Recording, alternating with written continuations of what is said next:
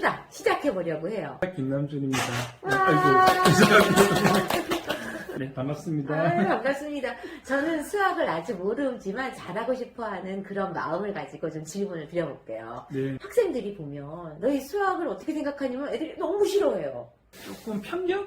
아닐까, 편견? 이제 그런 생각을 많이 갑자기 드는데요. 오늘 이제 수학 이야기 하면서 수학에 대한 편견을 좀 많이 강조해서 말씀드려볼까 합니다. 아이들이 수학을 싫어한다? 과연 그럴까요?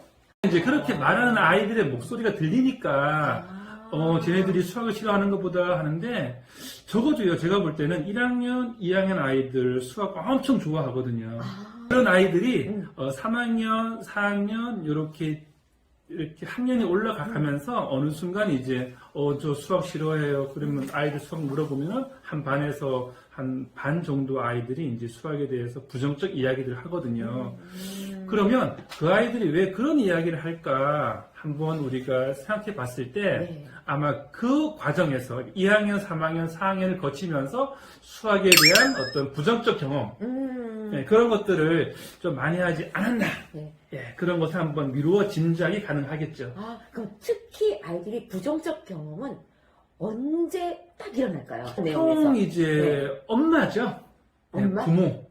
예, 그러니까 이제 보통 자녀 교육은 엄마께서 많이 관여하시는데 아이가 뭐 학교 숙제를 한다거나 뭐 학원을 보내면 학원 과제 같은 것들을 하겠죠, 그렇죠? 그런데 엄마의 눈높이에 아이들의 어떤 수학 뭐 문제 푸는 방법이라든가 뭐 속도라든가 부모 눈에는 잘 안 차죠.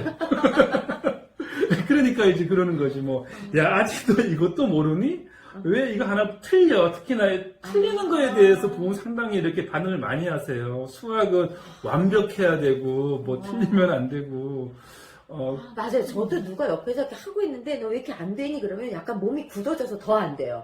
근데 정말 잘한다고 잘하는데 그렇다고 그게 다 엄마 잘못인가? 그건 아니겠죠. 이제 엄마 네. 잘못은 아니고요. 네. 그러니까 우리 엄마 잘못 아니래요.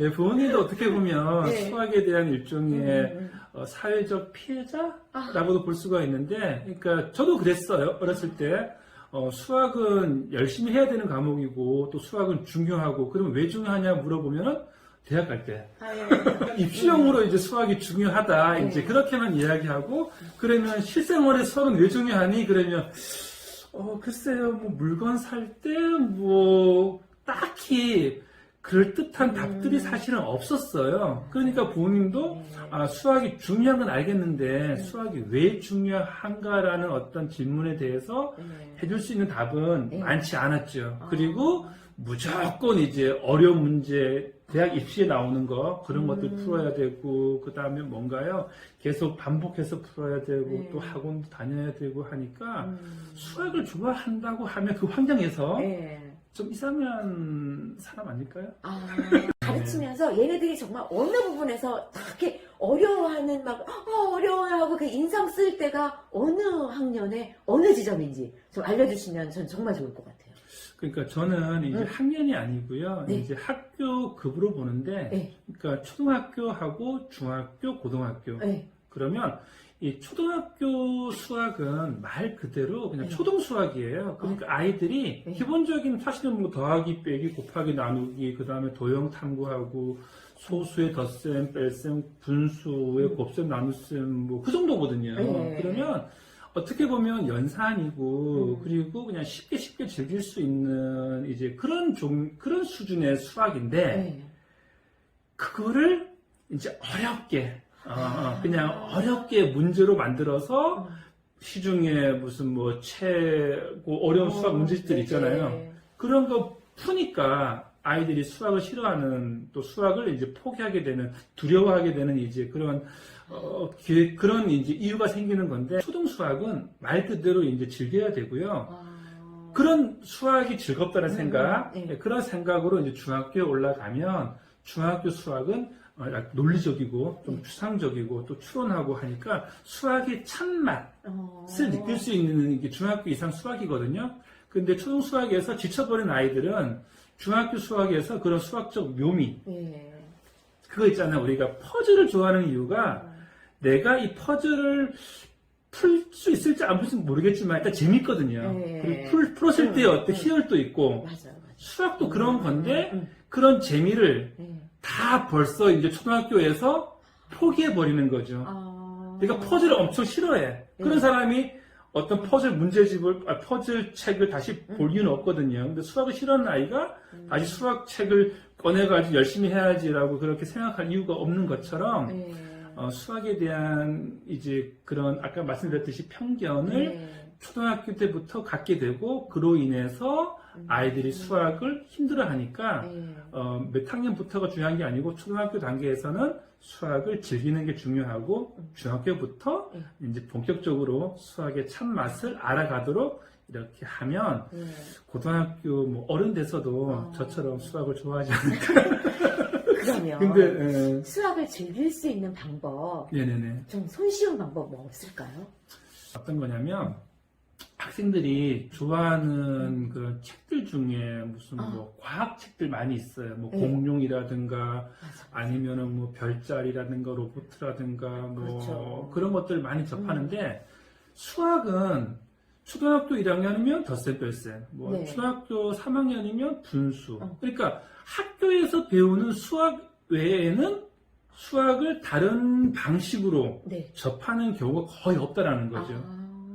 예를 들어서 뭐 아인슈타인이나 뭐 에디슨 같은 위대한 과학자나 발명가에 대한 전기는 읽어요, 아이들이. 맞아요. 그러면서 과학에 대한 호기심을 기르는데 수학은 오직 문제집. 또는 뭐 요즘에 학원 많이 다니니까 뭐 학원에서 뭐 수학 교구를 가지고 하는 뭐 그런 것도 있긴 있지만 대부분의 아이들이 수학을 문제로만 접하니까 수학을 싫어하는 거죠. 그래서 팁을 드린다고 하면 팁입니다. 와우. 팁을 드린다고 하면 그 수학이랑 관련된 여러 가지 이야기 책들. 그러니까 그럼 수학자에 대한 이야기가 좋아요? 그런 거는 뭐 굳이 수학자하면 편견이 조금 어렵잖아요. 어렵죠. 그래서 하긴 천재들의 이야기니까 또 멀어질 수 있겠네요. 수학자는 진짜 천재 맞긴 맞아요. 맞죠. 근데 이제 그런 것보다는 서점에 가면 수학 코너가 있어요. 책들이 많습니다. 아이들 같은 경우는 아동용 수학 책들도 많이 있고, 그 다음에 중학생 되면 그 수준에 맞는 책들 많이 있거든요. 근데 그 중에서 본인이 읽기 쉬운 것들, 그리고 읽고 싶은 뭐 그런 책들 아무거나 내가 선택해서 읽다 보면 또 책을 고르는 그런 방법도 이렇게 터득하게 되고, 뭐 서점 가면은 책을 사야 되잖아요. 책을 끊으면 도서관에 가면 또 많이 있거든요. 거기에서 자연스럽게 수학을 접하면서 수학이 이런 책들이 있구나. 그걸 알아가는 것만 해도 하나의 큰 팁이 되는 거고요. 그리고 이제 예를 들어서 우리가 뭐 아인슈타인 읽으면서 초등학생이 뭐 상대성 이론 뭘 알겠어요? 그냥 뭐 그런 게 있는 것보다 아는 거죠. 그런데 수학은 똑같이 초등학생이 뭐 수학에서 뭐 미분방정식이라든가 아니면은 초월함수 뭐 그런 게 뭔지는 몰라도 그런 용어가 있네. 수학이 이렇게 복잡한 뭐 식으로 뭐 이렇게 바뀌네. 그런 수학을 뭐 도형으로도 푸네. 그런 조그만 그런